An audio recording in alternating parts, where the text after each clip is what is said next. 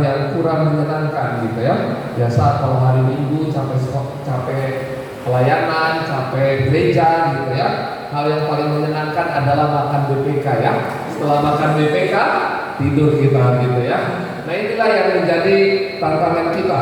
Tetapi biarlah melalui hari ini kita bisa dibangkitkan dan dikobarkan untuk pelayanan kita di UKMK Umat, di mana kita bersyukur masa pandemi bisa berlalu dan kita bisa masuk di dalam masa new normal ya, di mana kita akan harusnya semakin semangat melayani.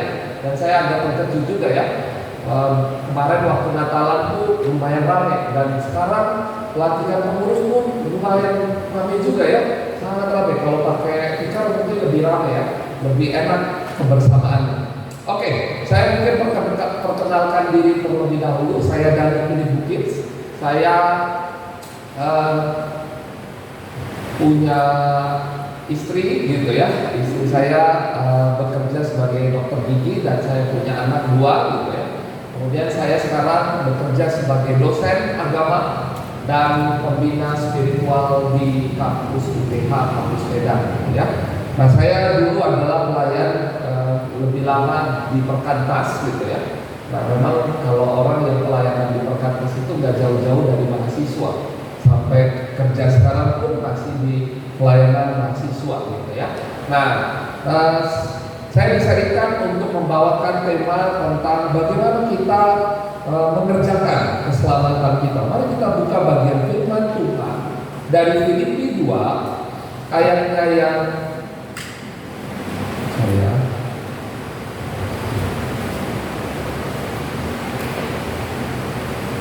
Lalu kita membuka dari Filipi 2 ayatnya yang ke-12 sampai ke-18. Tema kita ada di ayat 12 ya teman-teman semua dan adik-adik kita yang terkasih. Nah kita akan membaca bergantian. Yang dia akan membaca bersama saya ayatnya yang ke-12 dan yang wanita ayatnya yang ke-13, demikian seterusnya. Kita akan membaca secara beresponsorial. Saya akan baca judulnya dan yang pria akan membaca bersama saya. Tetaplah kerjakan keselamatanmu, hai saudara-saudaraku yang kekasih yang pria. Hai saudara-saudaraku yang kekasih, kamu senantiasa taat. Karena itu tetaplah kerjakan keselamatanmu dengan takut dan gentar. Bukan saja seperti waktu aku masih hadir, tetapi terlebih pula sekarang waktu aku tidak hadir.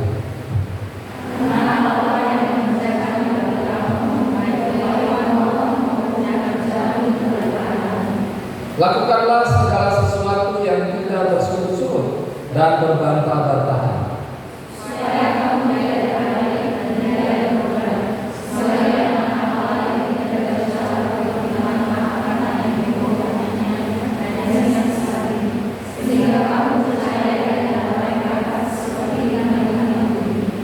Sambil berpegang pada firman kehidupan, agar aku dapat berpegang pada hari Kristus, bahwa aku tidak percuma berlomba dan tidak percuma bersusah-susah.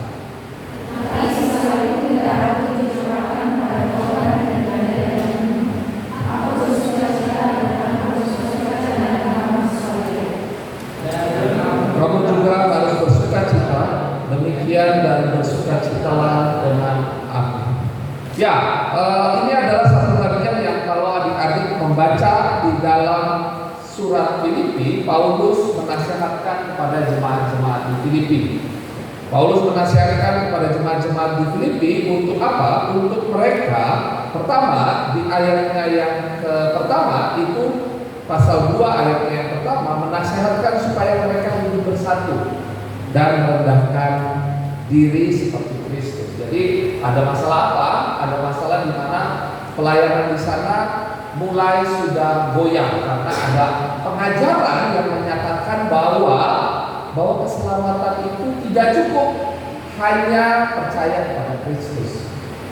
Sehingga apa? Mereka percaya kepada Kristus plus. Nah, plusnya apa? Yaitu harus disunat. Harus apa? Harus melakukan tradisi Yahudi. Nah, Paulus menasihatkan itu di ayatnya yang ke-12. Ya. Hai saudara-saudaraku, saudara-saudara siapa? Orang-orang yang di Filipi. Paulus menasihatkan, ya kekasih, kamu senantiasa taat. Taat, maksud taat apa? Taat ini bukan berarti di dalam ketaatan tanpa kesadaran. Seperti kalau kamu harus kalau saya dosen gitu ya, kamu harus datang ke ibadah ini gitu ya. Nah, kami kan kalau di UPH adalah kampus Kristen ya, jadi ada ibadah-ibadah gitu ya. Kamu wajib mengikuti ini gitu ya. Ya capek kali Pak gitu kan, biasalah ya, mahasiswa selalu mengeluh gitu ya ketika ibadah. Lalu saya harus menjelaskan gitu. Jangan sampai mereka taat tapi di dalam kebutaan gitu, tidak tahu apa. Ya kenapa saya mendorong kalian untuk ikut ibadah gitu. Pertama, kalau kita belajar agama tanpa ada sebuah spiritualitas, itu seperti kalau ilustrasinya tadi gitu ya, seperti tulang tanpa daging gitu. Kalau kita belajar teologi, belajar agama tinggi-tinggi, belajar doktrin gitu ya dan lain-lain, tapi kita tidak pernah beribadah gitu ya, mengikuti ibadah-ibadah yang seperti ini, kita seperti tulang tanpa daging gitu. Ada juga yang orang beribadah tanpa pengajaran yang benar, itu seperti daging tanpa tulang gitu. Jadi nggak kokoh gitu. Nah oleh sebab itu, ketaatan di dalam bagian ini Paulus mengajarkan bahwa mereka harus di dalam pengajaran yang benar dan hidup kehidupan rohani yang benar juga gitu. Makanya adik-adik ini menjadi menarik ya, saya terbesit di dalam pikiran saya gitu. Kenapa ya anak-anak pelayanan di UKM Unimed, di UMA dan lain-lain begitu tahan mendengar khotbah bisa sampai 1 sampai 2 jam? Karena generasi anak-anak ini adalah anak-anak yang punya ketahanan fokus gitu. Adik-adik tahu bahwa sekarang gara-gara TikTok gitu atau Reels, kalian tahu Instagram Reels gitu ya, video-video singkat gitu. Nah kalian buka, tahu apa? Penyebabnya sekarang daya fokus orang semakin berkurang. Jangankan nonton video aja, 9 detik udah. Kalau gak bermakna udah. Tapi kalau anak pelayanan kan bisa dengar khotbah, diajar, dilatih untuk saat teduh gitu ya, 7/7, 14/7 atau 21/7 gitu ya. Karena supaya menjaga fokus berpikir. Makanya generasi TikTok sekarang, anak-anak yang sudah kebiasaan membuka HP, TikTok dan lain-lain, daya fokusnya hanya berapa? 5 menit? Enggak. 9 detik. Ini ada risetnya. Saya waktu semakin begini, wah penting makanya mengajarkan anak-anak untuk baca Alkitab, Bible reading, saat teduh. Kita ikut dalam pembinaan seperti ini supaya fokus kita semakin panjang, beribadah di gereja dan lain sebagainya. Makanya kalau ada beberapa anak-anak yang ibadah itu pegang-pegang HP, berarti itu memang daya fokusnya semakin berkurang. Makanya ini sangat penting buat generasi sekarang ya, anak-anak rumah yang luar biasa, yang bisa hadir, yang melayani, yang akan menjadi pengurus, pasti orang-orang yang punya daya fokus yang tidak sembarangan. Oleh sebab itu, Paulus pun menasihatkan jemaat-jemaat untuk taat. Taat melakukan segala sesuatu bukan karena takut saja atau karena otoritas. Kamu harus ikut ya, kamu jadi pengurus ya, bukan karena itu. Tetapi apa? Kamu harus mengingat satu hal, yaitu apa? Di ayat yang selanjutnya. Karena itu, tetaplah kerjakan keselamatanmu dengan takut dan gentar. Bukan saja seperti waktu aku masih hadir, tetapi terlebih pula sekarang waktu aku tidak hadir. Apa maksud Paulus di dalam bagian ini? Kenapa Paulus menyatakan kamu taat, tetapi di ayat selanjutnya kerjakanlah keselamatanmu? Adik-adik, kita sadar kalau kita beribadah, kita datang, kita mengikuti Kristus, pasti ada satu alasan yang paling penting dalam hidup orang percaya, yaitu apa? Keselamatan. Apa itu keselamatan? Mengapa itu begitu penting, adik-adik? Kenapa? Saya makin sadar ketika keselamatan itu menjadi satu bagian bukan hanya secara spiritual, tetapi secara jasmani, secara tubuh. Makanya orang Israel itu keselamatan tidak hanya secara spiritual saja, tapi secara jasmani. Apa maksudnya? Adik-adik, keselamatan di dalam Kristus ada keselamatan yang holistik, keselamatan yang penuh. Apa itu keselamatan yang penuh? Keselamatan yang bukan hanya jiwa kita yang diselamatkan, tetapi tubuh kita pun akan diselamatkan. Bagaimana ceritanya itu Pak? Bang, keselamatan jiwa dan keselamatan tubuh. Adik-adik, Yesus setelah mati apa yang terjadi? Dia hanya jiwanya saja atau tubuhnya? Tubuh dan jiwa itu satu kesatuan. Oleh sebab itu, keselamatan di dalam Kristus bukan saja keselamatan jiwa kita, tetapi tubuh dan jiwa kita. Sehingga keselamatan di dalam Kristus adalah keselamatan yang hidup. Beda dengan agama-agama lain. Kenapa? Agama Buddha mengharapkan sebuah keselamatan di mana kita tidak mengalami reinkarnasi. Apa itu reinkarnasi? Dia tuh, kalau orang Buddha percaya bahwa setelah mati nanti dia jadi wujud yang berbeda. Pernah nonton film Goblin, orang-orang Korea gitu ya, Goblin atau film-film yang Korea atau Chinese gitu ya, dimana orang mati nanti dia terlahir ke Bali.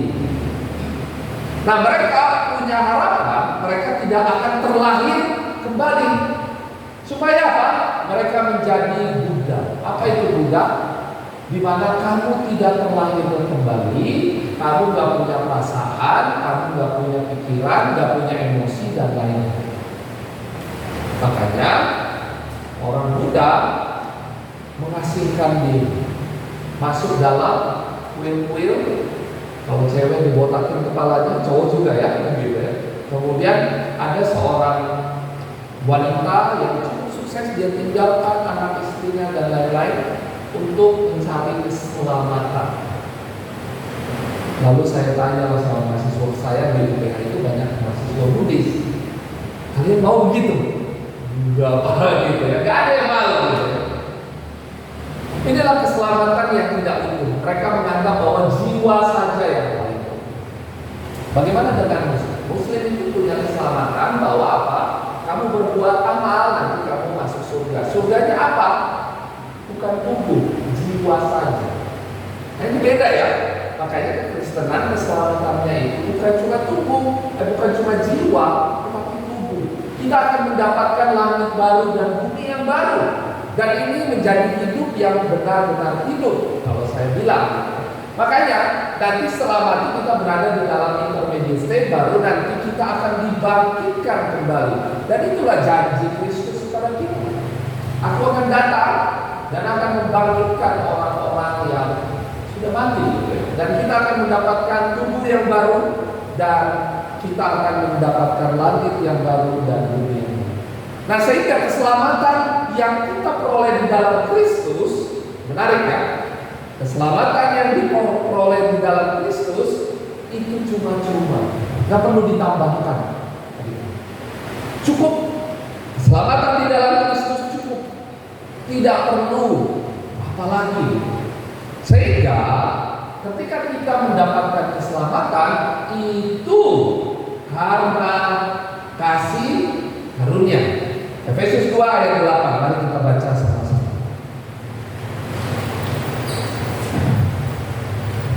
Mengapa keselamatan itu adalah kasih karunia? Mari kita baca bersama-sama. 1, 2, 3. Sebab karena kasih karunia kamu diselamatkan oleh iman.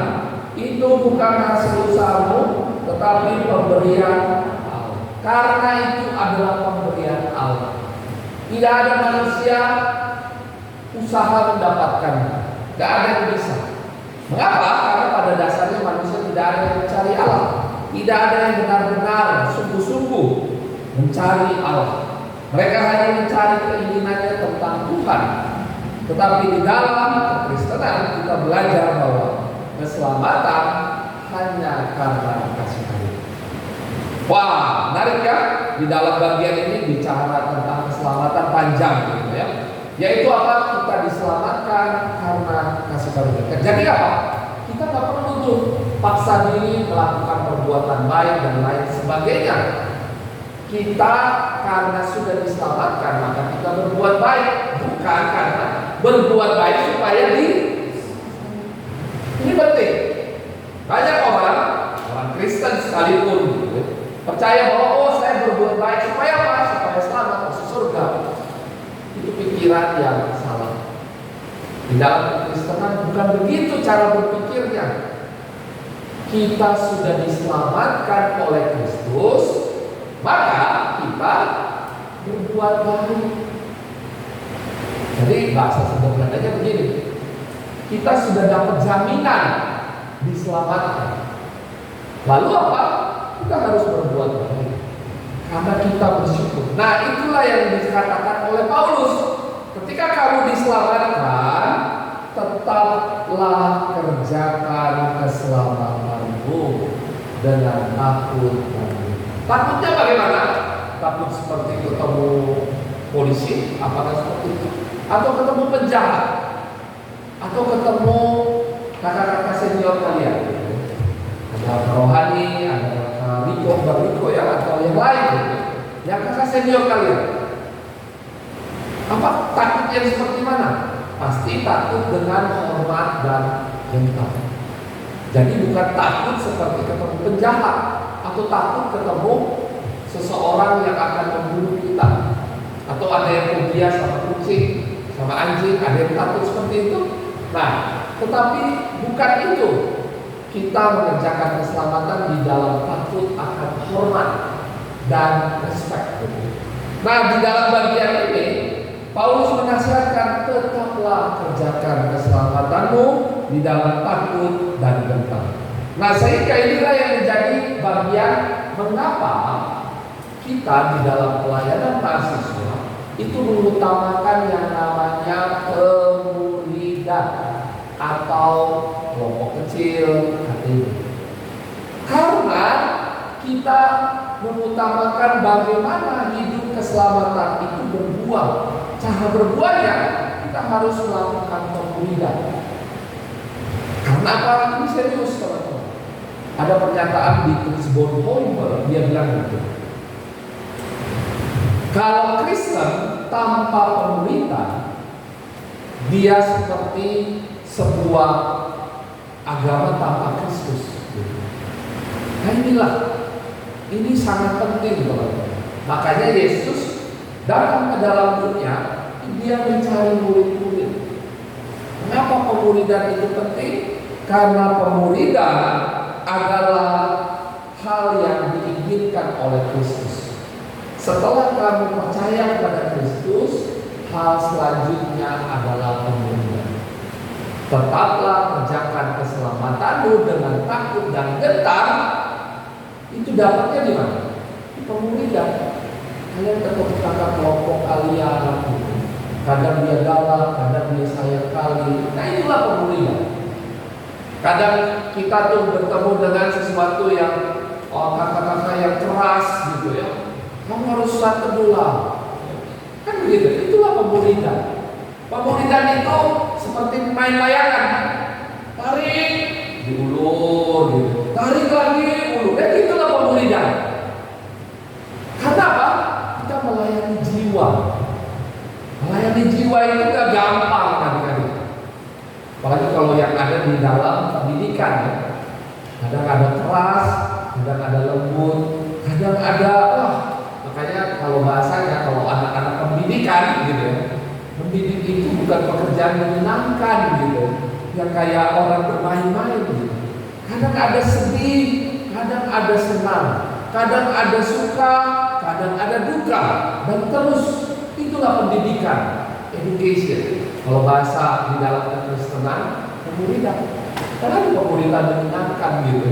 Menyenangkan iya, akhirnya wah adik-adik itu akhirnya jadi pengurus baru. Itu senang. Tapi prosesnya ampun. Aduh, capek dah gitu ya. Ada suruh diingatkan, nggak datang gitu ya. Janji lupa gitu. Dan ini menjadi satu bagian yang penting. Makanya ketegasan, kasih. Jadi ketegasan itu bukan marah-marah, tetapi di dalam kasih. Kamu mau jadi apa kalau misalnya kamu hidup dalam kekristenan yang seperti ini? Nah inilah nuansa pemuridan.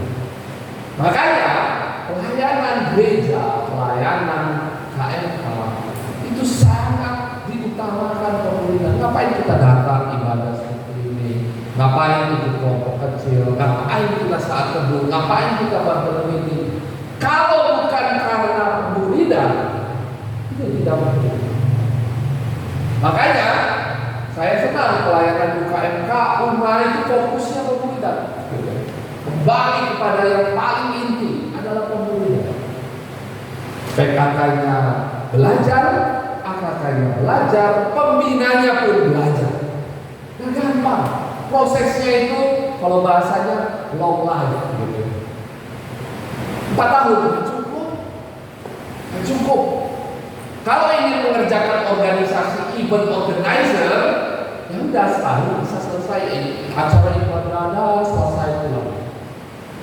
Acara-acara yang ramai seperti di gereja-gereja besar karismatik, besar ya, bagus ya. Tapi pemuridannya apa? Mereka hanya kayak ikut konser, kayak ada gereja namanya gereja Hillsong ya.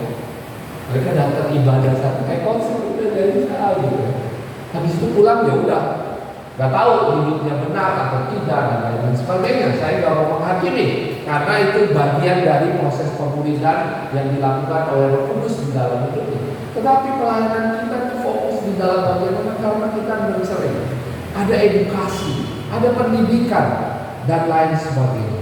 Oleh sebab itu tetaplah kerjakan keselamatanmu dengan gentar dan takut, gitu. Bukan di dalam ketakutan seperti hantu, tapi ketakutan yang kita harus. Saya bersyukur ya, saya dihubungi Riko, Bang, kita ada pelantikan pengurus. Wah, keren nih. Kenapa? Supaya kita nggak bermain-main di dalam pelayanan. Ada takut dan gentar. Makanya pengurus nanti kita panggil, kita bacakan di hadapan siapa? Ya Bang, bukan di hadapan Tuhan, di hadapan jemaat. Supaya pengurus ini takut dan gentar, tidak bermain-main di dalam pelayanan ini. Bahasanya serius. Itu teman-teman. Itu esensinya itu, bukan kayak formalitas. Kayak wah ini ibadah formalitas. Enggak, ini nih karena tetaplah kerjakan keselamatanmu dalam takut dan gentar. Saya pikir dulu kan, saya datang ke pelayanan di Sumatera Utara, saya pelayanan di Jakarta gitu. Karena kayak formalitas saja, enggak. Waktu saya perhatikan enggak, ada sebuah semangat yang tidak bisa dilupakan untuk hal ini. Dan akhirnya saya di kampus pun gitu ya. Setiap ada pelantikan pengurus, mari kita berdoa untuk mereka supaya mereka sungguh-sungguh dibacakan satu-satu bahwa kamu hadir di sini, kerjakanlah pelayanan yang Tuhan berikanmu dengan takut dan gentar. Dan itu bukan formalitas, tetapi ada nuansa di mana Tuhan yang bicara sama kamu. Gitu ya. Jadi bukan Tuhan ngomong langsung, enggak, melalui firman Tuhan. Makanya diberitakan firman Tuhan, diajarkan, diberikan pengertian bahwa pelantikan pengurus ini bukan formalitas, bukan budaya yang ya seperti ya selesai begitu, enggak. Tapi supaya setiap orang mengerjakan keselamatan dengan takut dan gentar. Bukan saja ini ibadah ini hadir, tapi waktu tidak hadir pun, pas pulang pun kalian mengerjakan pelayanan itu. Sehingga karena apa? Karena Allah yang mengerjakan itu. Bukan bukan pengurus hanya mengerjakan selesai, enggak, tapi karena Tuhan ingin mengerjakan pelayanan yang besar ini. Saya makin sadar pelayanan di rumah ini semakin berdampak luar biasa ya. Tahu adik-adik, kampus rumah adalah kampus yang sekarang tuh akreditasinya paling bagus di Sumatera Utara. Saya nggak tahu akreditasinya gitu. Tahu karena saya di kampus saya itu lagi pada akreditasi setengah mati teman-teman. Berarti apa? Akan banyak nih mahasiswa akan datang. Ada penginjilan yang luar biasa. Dan kampus ini bukan kampus Kristen ya, kampus Muslim. Dan ini menjadi hal yang penting. Dan ada anak-anak Kristen yang hadir, Tuhan hadirkan di dalam pelayanan. Dan tahu kenapa mereka membuka diri untuk pelayanan mahasiswa dan lain-lainnya? Karena akreditasi pasti. Dan ini menjadi bagian kesempatan di mana kita bisa melayani banyak orang. Sehingga karena Tuhan yang mengerjakan pelayanan ini, Tuhan menghadirkan pelayanan ini, dan karena kemauan. Sehingga apa langkah praktisnya? Ketika kita mengerjakan pelayanan ini di ayat 14, lakukanlah segala sesuatu dengan tidak bersungut-sungut. Ngeluh gitu ya, bahasanya ngeluh, komplain dan lain-lain, atau berbantah-bantahan. Udah kamu. Nah, ini budaya yang gak bagus. Jadi apa? Pelayanan kita dibangun bukan ya berbantah-bantahan, tetapi kita membangun di dalam budaya suportif. Kita bangun satu dengan yang lain. Gak bisa ayo kita sama-sama yuk. Kalau memang gak bisa ayo kita kerjakan. Kadang saya sedih juga ada pelayanan yang masih berbantah-bantahan. Udahlah kamu aja lempar-lempar. Tapi kalau kita kerjakan di sana pasti selesai. Nah inilah yang menjadi tantangan kita. Sehingga apa? Supaya kamu tidak beraib, tidak bernoda, tetapi sebagai anak-anak Allah yang tidak bercela di tengah angkatan yang bengkok hatinya dan sesat ini, sehingga kamu bercahaya di antara mereka seperti bintang-bintang hidup. Inilah tujuan kenapa kita hadir di tempat ini hari ini, supaya kita kembali kepada hal esensi, mengerjakan keselamatan kita.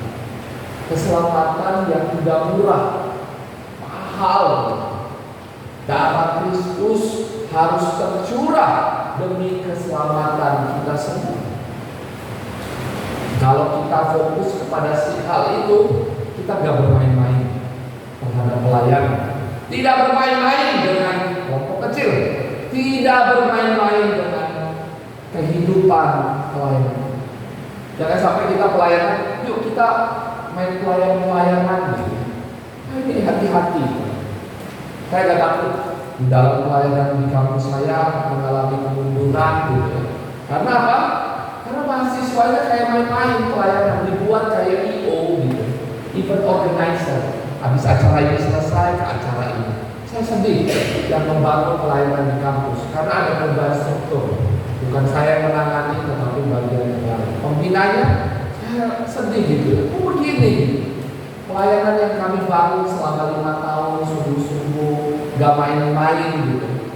Oh begini beratnya.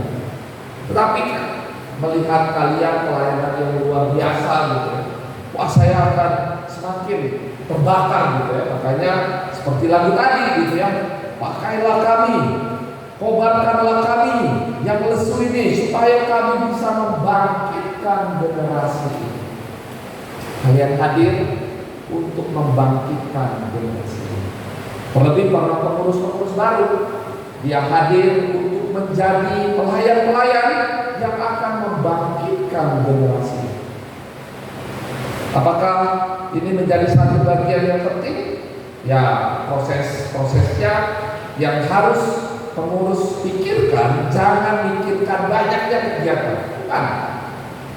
Tetapi yang kalian pikirkan, siapa yang akan menggantikan kalian 1 tahun ke depan. Betul dong? Itulah pengurus yang bertanggung jawab. Yang pikirin kalian kegiatan ini, kegiatan enggak. kelompok kecil. Kita jangan terlalu banyak kegiatan, tetapi kita pakai kegiatan itu untuk fokusnya apa? Pemuridan, kelompok kecil. Itu yang paling penting. Karena itulah kerjakanlah keselamatanmu. Kalaupun ada ibadah seperti ini dalam rangka pemuridan, makanya yang diundang adik-adik kelompok kecil gitu ya. Kemudian PKK gitu. Bukannya eksklusif, tapi ini adalah bagian kita mengerjakan keselamatan dengan serius. Makanya eksklusivitas itu nggak salah ya. Tapi kalau eksklusivitas itu orang lain nggak boleh masuk, nah itu salah. Makanya kita bukan eksklusif, bukan juga inklusif, tapi kita seluruhnya. Kadang ada bagian tertentu kita eksklusif. Ya sama kayak anak saya sama istri saya gitu ya. Ya ada momen-momen ya kami pengen bersama sama mereka, bertiga, berempat gitu. Tetapi waktu ada sekolah minggu dan lain-lain, gak mungkin lah kami cuma berempat aja. Begitu kan. Makanya ada pertemuan kelompok kecil gitu. Supaya ayo kita kumpul semua kelompok kecil, supaya ada momennya. Makanya itu kegiatan-kegiatan yang balik lagi ini pemuridan, tetapi semua mendukung pemuridan gitu. Jadi jangan terpecah-pecah gitu. Jadi ya karena kita tahu arahnya ya, pelayanan kita nanti 1 tahun ke depan siapa PKK-nya, siapa pengurusnya, siapa orang-orang yang akan menjadi pembina, pendoa, sekretaris, koordinator yang akan membawa pelayanan. Sehingga adik-adik, saya tutup di dalam bagian di mana di ayatnya yang ke-18 ayat 17 di mana Paulus akan meninggalkan dunia, tetapi dia menyatakan di ayat 18, dan kamu juga harus bersukacita. Demikian dan bersukacitalah dengan aku. Kenapa Paulus bilang seperti itu? Ketika kita mengerjakan pelayanan ini dengan tahu arah kita. Arah kita bukan pelayanan ini kegiatan saja yang heboh-heboh saja, tapi pelayanan ini berfokuskan pada Kristus. Dan keselamatan di dalam Kristus yang kamu dapat itu gak main-main. Jadi sungguh-sungguh. Nah bagaimana? Melalui pemuridan. Pemuridan kelompok kecil yang kita kerjakan. Sehingga kalaupun ada pengurus, kalaupun ada PKK gitu, kalaupun nanti ada panitia, penggalangan dana dan lain-lain, itu adalah buah-buah karena pemuridan yang kita kerjakan. Makanya senang cara merintis pelayanan yang dilakukan oleh Karohani, alumni tepat gitu. Makanya ini buahnya. Pandemi pun ada dan hilang pelayanan. Ada pelayanan kampus yang sudah meninggalkan pemuridan, hilang. Susah cari PKK, susah cari pengurus. Jadi terjadi ya kan. Pandemi itu menjadi momen di mana pelayanan itu seperti dicuci ulang. Ayo sini. Mana pelayanan yang sungguh-sungguh, pelayanan yang kuat dasarnya, pemuridan yang kuat. Makanya umat bisa hadir dan ada pelantikan pengurus, ada pertemuan PKK, ada Natal, karena pemuridannya pokok. Oleh sebab itu, tetaplah kerjakan keselamatan dengan takut. Amin. Mari kita berdoa. Kami bersyukur ya Tuhan, kami diingatkan tentang esensi pelayanan yang kami kerjakan. Kami melayani bukan hanya kegiatan-kegiatan rohani, tetapi karena kami melayani Kristus. Dan ketika kami melayani Kristus, kami tahu hal yang paling penting adalah memuridkan kelompok kecil, KPB, di mana mahasiswa bukan hanya tahu tentang keselamatan, tetapi menghidupi keselamatan itu di dalam Kristus. Terima kasih ya Tuhan, kami diingatkan, kalaupun ada pengurus-pengurus baru, ini adalah buah pemuridan yang kami terus kerjakan. Masa pandemi begitu luar biasa menghancurkan banyak pelayanan-pelayanan rohani. Kami bersyukur UKM Kauma bisa hadir karena pemulihan. Karena ada orang-orang yang setia menjadi PKK, melayani murid-murid Kristus. Dan kami bersyukur pelayanan ini terus hadir karena Tuhan yang menghadirkan orang-orang yang mencintai. Terima kasih Tuhan. Biarlah melalui momen yang penting ini, di mana kami akan melakukan pelantikan pengurus periode 2002-2023, itu bukan karena usaha kami, tetapi karena anugerah Allah. Karena Allah mengasihi kampus ini, karena Allah mengasihi jiwa-jiwa yang ada di dalam kampus ini. Terima kasih Tuhan. Dalam satu nama Yesus Kristus kami berdoa. Amin.